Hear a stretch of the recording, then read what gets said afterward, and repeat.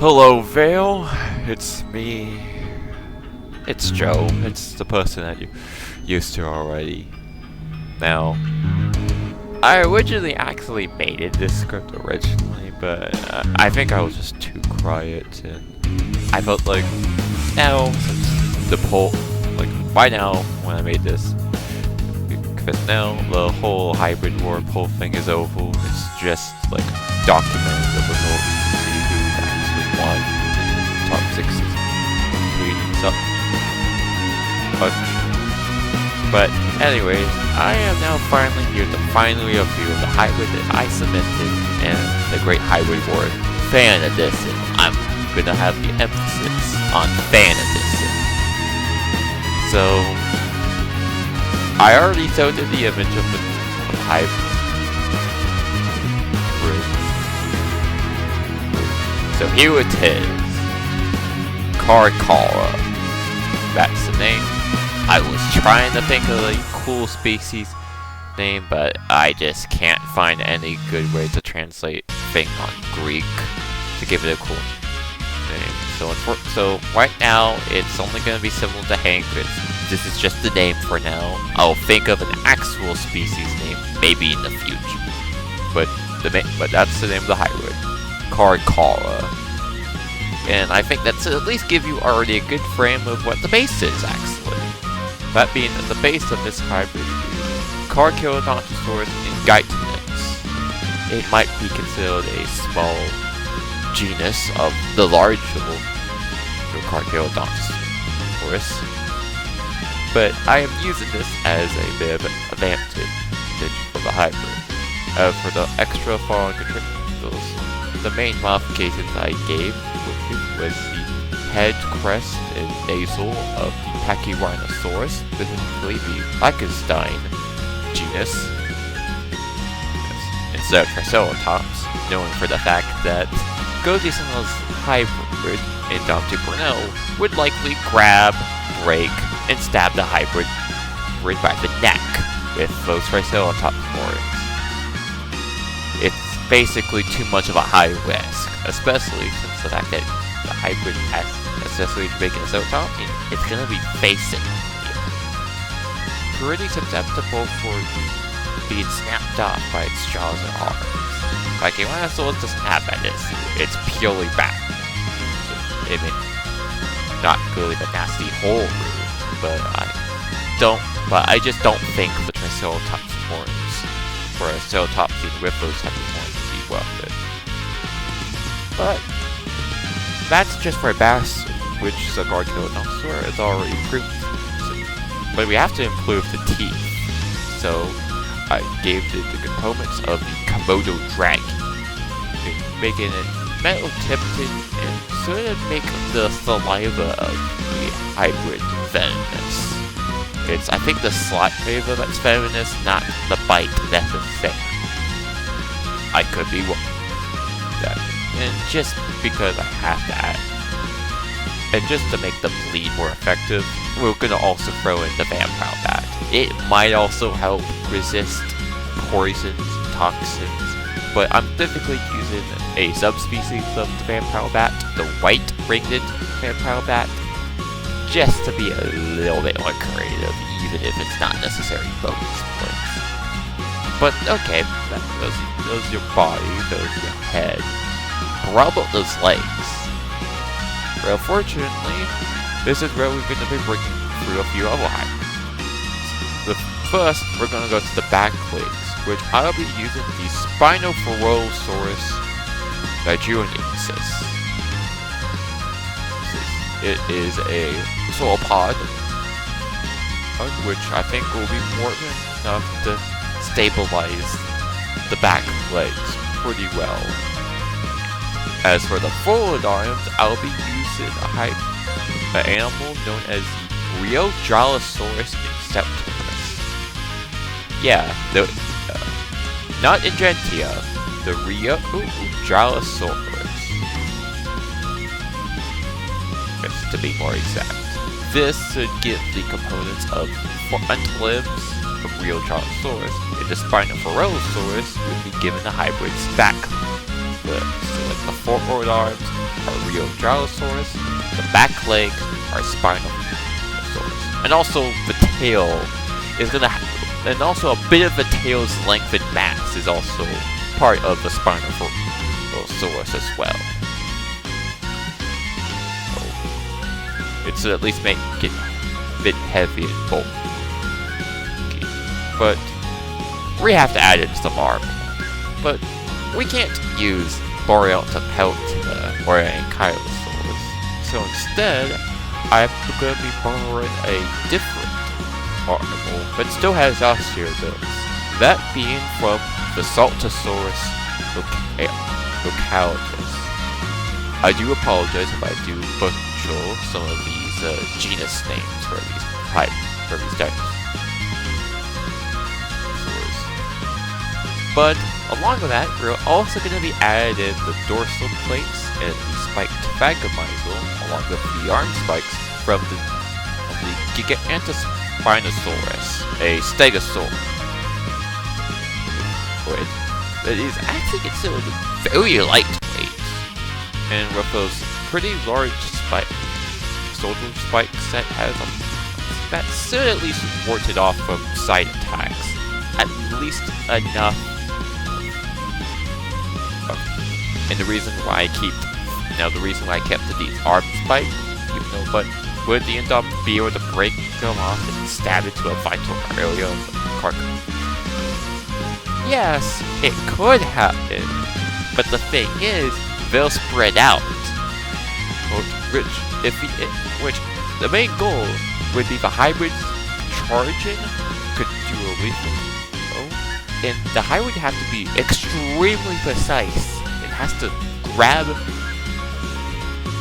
at the its spikes with its claws if it wanted to stop, which would be way more of a whip, which could easily risk of wide open if it doesn't go for its jaws and use its more deadlier weapons, being the claws.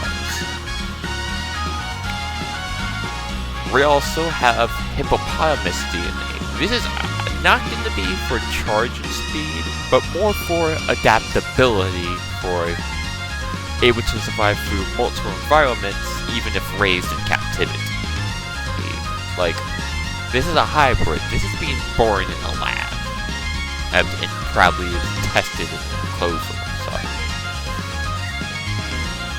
And I feel like some hybrids might have at least the flaw of not really well suited for at least a ecological environment. The hippo is added also, and I guess it does make it somewhat more aquatic in nature. So why not? It also might help the limbs. It might also help the limbs a bit more physically.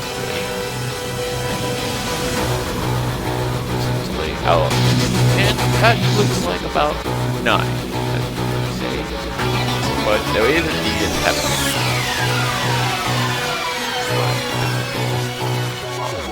And the 10th one is actually going to be given the brain power. That being the polar bear. Now, the reason why I'm bringing the polar bear is actually for a bit more of a different reason. I mean, come on, bears are already pretty strong and dangerous animals. But now thing is that bears are actually a type of animal that are actually able to use tools. If you thought in terms of normal animals it was only exclusive to great apes, you would be wrong. While apes might be more better used in terms of tools, bears are actually not really that far behind in terms of intelligence. In fact, there was even a report that a polar bear was able to grab a chunk of ice with its claws and throw it onto a walrus's skull, making it unconscious. Like, if that's not high intelligence for a very large animal, because polar bears are very massive, larger than grizzly bears, and are definitely used to walking, swimming, well. With these results, you definitely ask yourself with really deadly hybrid in your hands. The base body of a Carcharadontosarus, a Pachyrinosarus, Frill with Nasil, Fangs with a vampire of a white-turning vampire with that, and the neck with infused tips, teeth of the Komodo dragon, likely including Saliva, the Riojasarurs, his front lip, his spinal lip, his back lip, extant. Tail. The hippopotamus is adaptability. Saltasarurs is Osteoderms and might also help with the legs to make them more stable. The Gigantspinosarus is dorsal plates, Thagomizer, and Spinophorosarurs. And the polar bear for the intelligent and intellect and brain power. And I think we truly have a dinosaur. Very aggressive and effective. This omnivore, they can eat plants and meat with good strategy. Generally pretty solid deadly to height. Do I expect Carchara to win hybrid for Genus? No, I feel like there's at least a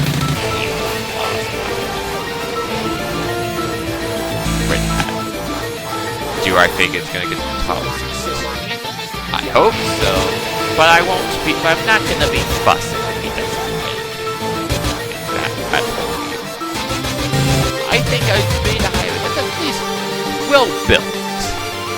Not like a genius,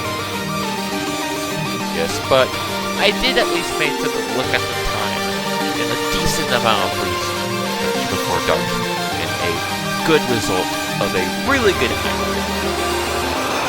It may not be like the absolute count, but it still gave a pretty good try for only being one person on the internet. But that is Carchara. Hybrid that may not be under your control, per se, but I definitely did a good attempt for my third hybrid. If you have not realized about the first 2 hybrids I made before, I guess links in the description. That, I'll see you later.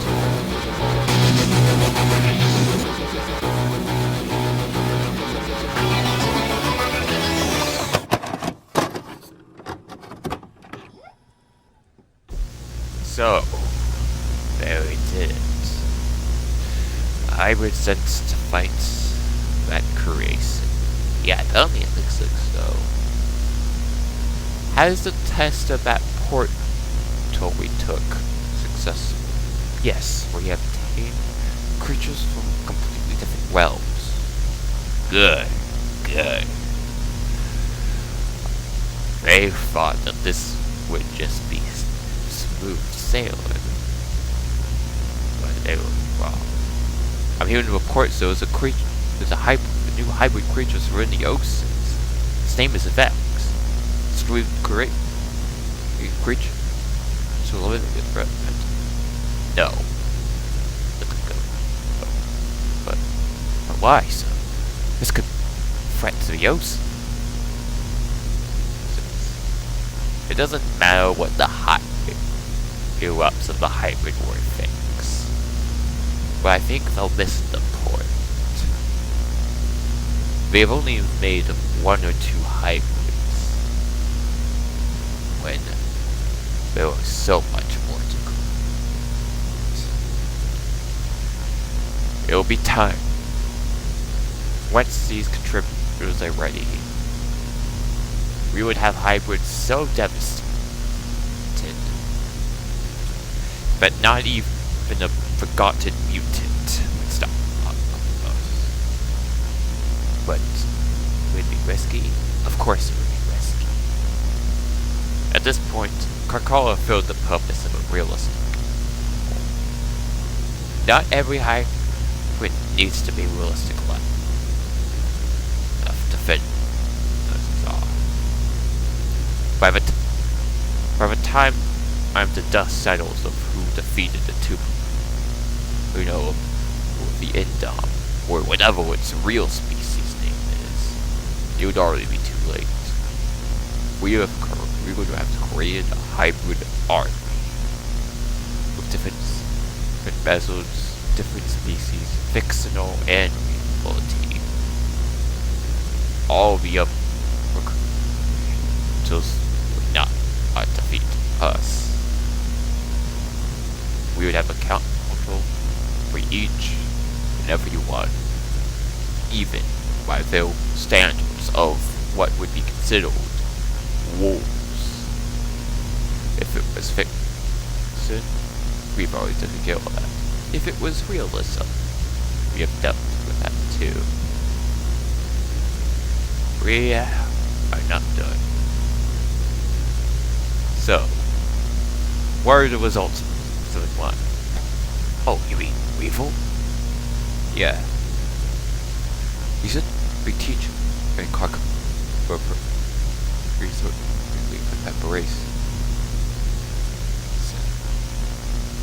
As for Fog, it seems pretty content at monitoring the ocean, monitoring the river. Those are my lab. And he tends content to be in the defense.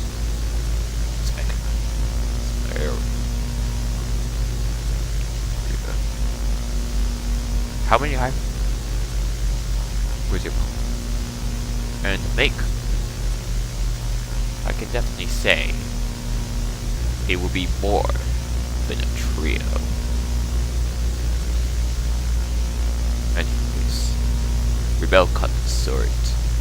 I don't want anyone on the planet rude and surprised.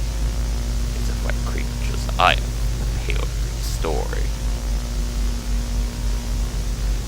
One of them will count to kill a hybrid that's under the dark. The other, well, you can say it more. What I'm saying. End of vlog.